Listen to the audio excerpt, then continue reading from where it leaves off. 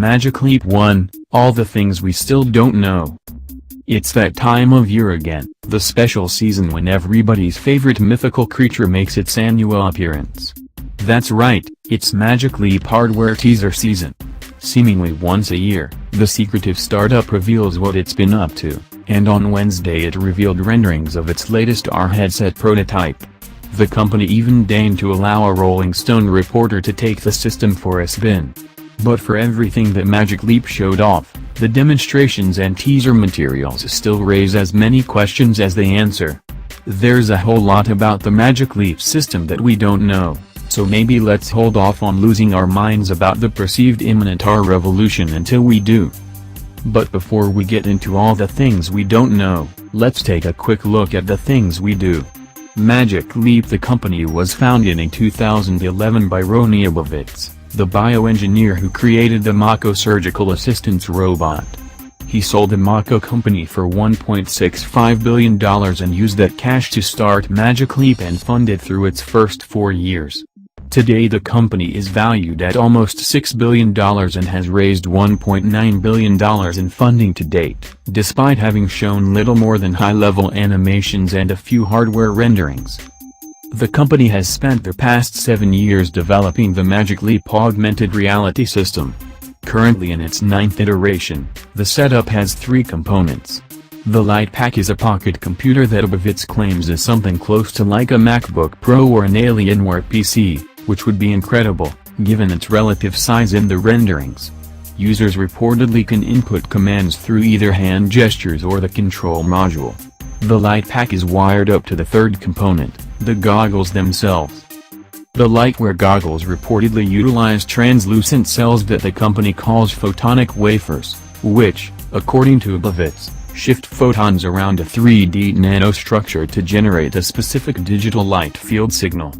Basically, a light field is all the light that is bouncing off the objects around us, like this gigantic ocean. It's everywhere. It's an infinite signal and it contains a massive amount of information, Abovitz told Rolling Stone. Abovitz theorizes that the brain's visual cortex doesn't need all that much information in order to actually generate our perception of the world. Therefore, instead of trying to recreate the entirety of the light field, it just needed to grab the right bits of that light field and feed it to the visual cortex through the eye. We could make a small wafer that could emit the digital light field signal back through the front again, he said. These are some pretty amazing claims, to be sure. The theories Abovitz is basing the device on are ones that he and a Caltech professor came up with, theories so radical, as he told Rolling Stone, we were way off the grid. That's not to say that his theories are unsound, or that the system doesn't work the way he says it does. It's just that there isn't yet any way to independently verify any of these claims. And some of the claims beg to be investigated. For example, that there's a powerful secondary computer integrated into the lightwear, which is a real-time computer that's sensing the world and does computer vision processing and has machine learning capability so it can constantly be aware of the world outside of you. That's a whole lot of buzzwords and big promises to pack into a single pair of Googles. And beyond those supposed capabilities, we have practically zero information on how the system actually works. What are the hardware specs, CPU/GPU speeds, and operating system? Will the internal components be upgradable or, like the MacBook Pros, be sealed, requiring more costly upgrades? What's more, how is the unit powered? What are its energy requirements? Is it fully mobile? What's the battery life? We need more than Abovitz's explanation that it's got a drive, Wi-Fi, all kinds of electronics, so it's like a computer folded up onto itself. Information on the Magic Leap's availability is just as nebulous. The Magic Leap website states that the SDK will be available in early 2018, but there has been no word on even an estimated hardware release date. And don't even bother asking about the price. The company was silent about an MSRP during Wednesday's announcement, though Business Insider spoke with sources close to the company in August who claimed the system would retail in the $1,000 to $1,500 range.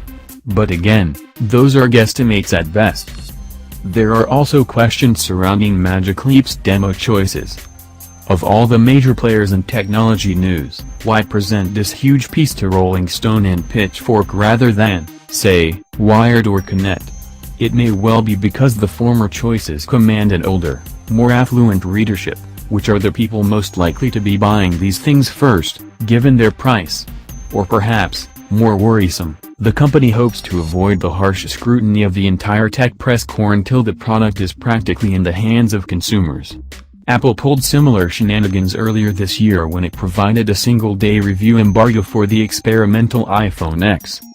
What's more, we haven't so much as scratched the surface of the societal implications should this technology take hold. Lord, can you imagine somebody driving with these things on? So, again, there's no reason to think that Magic Leap isn't on the up and up regarding the capabilities of its headset or the proprietary technology it's built upon. But the company is making some pretty extreme claims, and if they expect the rest of us to pony up $1,500 for a pair of the Snapcat spectacles dorkier cousins, they're going to need to provide a more transparent answer than trust us, it totally works. Subscribe and turn on notifications to stay updated with new uploads. If you like this video, please hit the blue like button. What's your opinion on this video? Comment below.